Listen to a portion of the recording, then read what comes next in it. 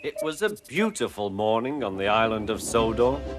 Thomas the Tank Engine's blue paint sparkled in the sunshine as he puffed happily along his branch line with Annie and Clarabelle.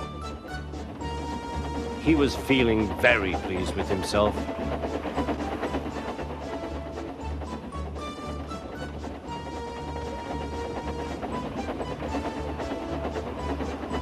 "Hello, Thomas," whistled Percy. "You look splendid." "Yes, indeed," boasted Thomas. "Blue is the only proper color for an engine." "Oh, I don't know. I like my brown paint," said Toby.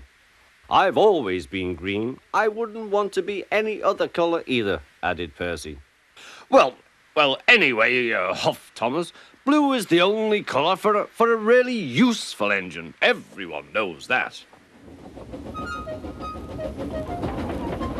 Percy said no more. He just grinned at Toby. Later, Thomas was resting when Percy arrived. A large hopper was loading his freight cars full of coal. Thomas was still being cheeky. "Careful," he warned. "Watch out with those silly cars." Go on, muttered the cars.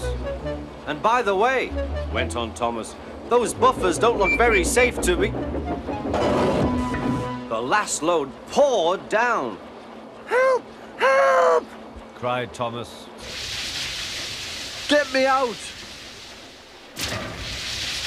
Percy was worried, but he couldn't help laughing. Thomas's smart blue paint was covered in coal dust from smoke box to bunker. "Ha ha," chuckled Percy. "You don't look really useful now, Thomas. You look really disgraceful." "I'm not disgraceful," choked Thomas. "You did that on purpose. Get me out."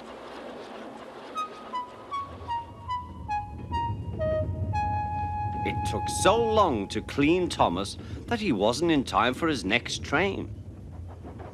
Toby had to take Annie and Clarabelle.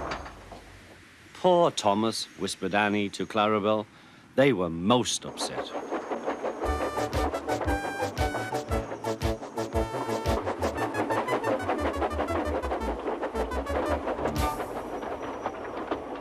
Thomas was grumpy in the shed that night.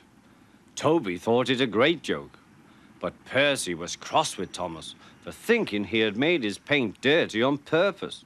Fancy a really useful blue engine like Thomas becoming a disgrace to Sir Topham Hatt's railway. Next day, Thomas was feeling more cheerful as he watched Percy bring his cars from the junction. The cars were heavy and Percy was tired.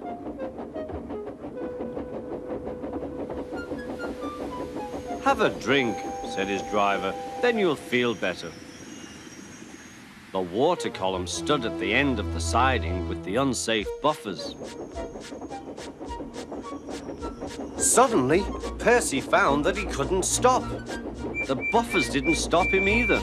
"Oh!" wailed Percy. "Help!" The buffers were broken and Percy was wheel-deep in coal. It was time for Thomas to leave. He had seen everything.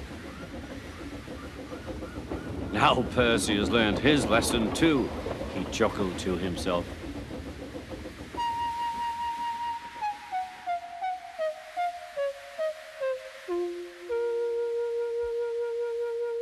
That night, the two engines made up their quarrel.